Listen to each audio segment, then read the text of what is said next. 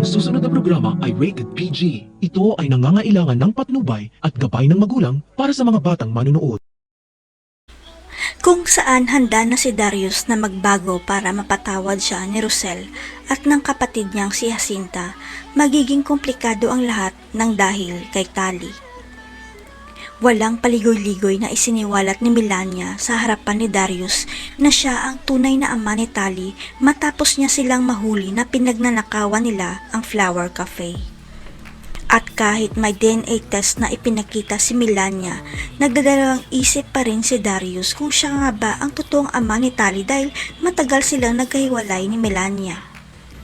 Sumasakit naman ang ulo ni Adela at Tyrone dahil may magnanakaw ng pera sa Flower Cafe at wala silang kamalay-malay na si Tali pala ang totoong salarin.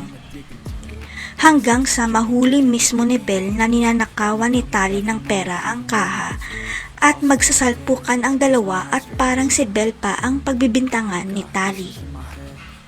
Gulong-gulo naman ang isip ni Darius kung magsusumbong siya kay Rosel at sa atin niya na kilala niya ang mga magnanakaw dahil baka itakwil siya ng anak niya.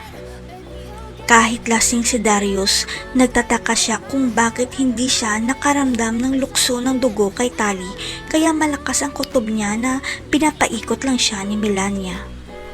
Sa isip ni Darius, desperado na si Melania na makuha ang pera sa atin niya at siya ang magiging susi para makuha ang kayamanan nito dahil siya lang ang kadugo. Nang hindi nalasing si Darius, biglang naalala niya na may pinagawa siyang medical test kung magkakaanak ba siya at tandang-tanda niya ang resulta na baog siya.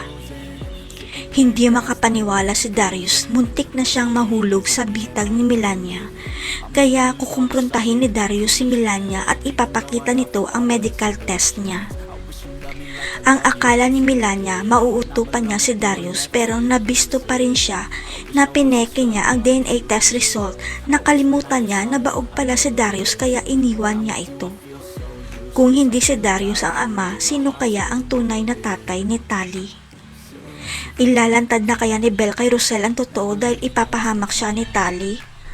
Abangan.